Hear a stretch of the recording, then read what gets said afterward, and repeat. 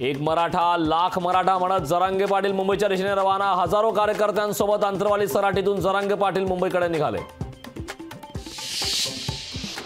54 लाख कुणबी नोंदी सापडल्याचं सांगत मराठा समाजाची दिशाभूल केली जाते। ओबीसी नेते बबनराव तायवाडे यांचा मनोज जरांगे पाटलांवर आरोप।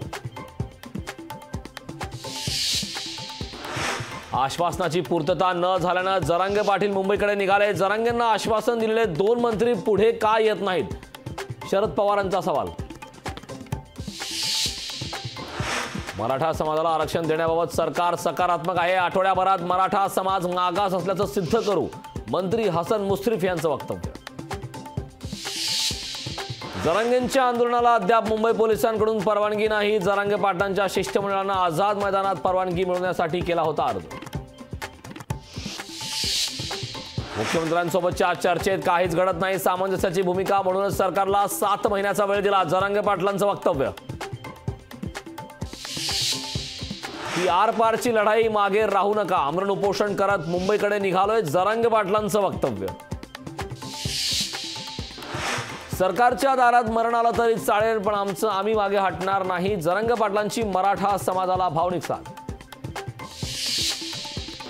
मराठा आरक्षणासंदर्भात मुख्यमंत्री एकनाथ शिंदे दुपारी घेणार ऑनलाईन बैठक। आरक्षणाच्या मागणीसाठी जरांगे पाटील मुंबईकडे निघाले।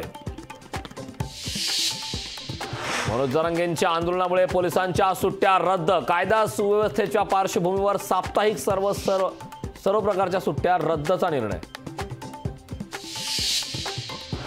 राष्ट्रवादी आमदार अपात्रते प्रकरणी विधानसभेतील आजची सुनावणी संपली। सुनील तटकरेंकडून प्रतिज्ञापत्र सादर। पुढील सुनावणी नवीन वेळापत्रकानुसार होणार।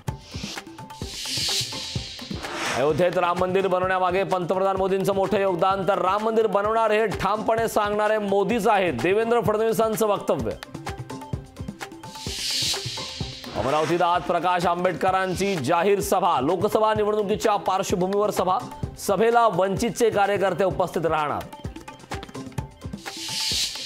मुंबईतील प्रभादेवी येथे आज आदित्य ठाकरेंची जाहीर सभा। आगामी लोकसभा निवडणुकीच्या पार्श्वभूमीवर ठाकरे गटाकडून सभांना सुरुवात।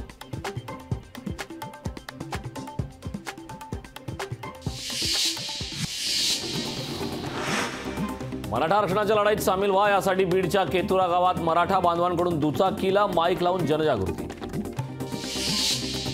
मराठा आरक्षणाच्या मागणीसाठी नांदेडमधून मराठा बांधव मुंबईच्या दिशेने रवाना। एक मराठा लाख मराठा घोषणा देत आंदोलक मुंबईच्या दिशेने रवाना।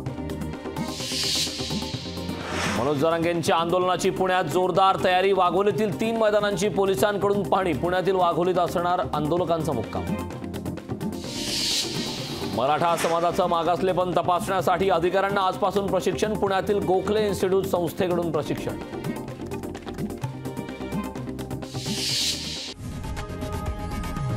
लोकशाही मराठी ऐका, पहा, जागरूक रहा।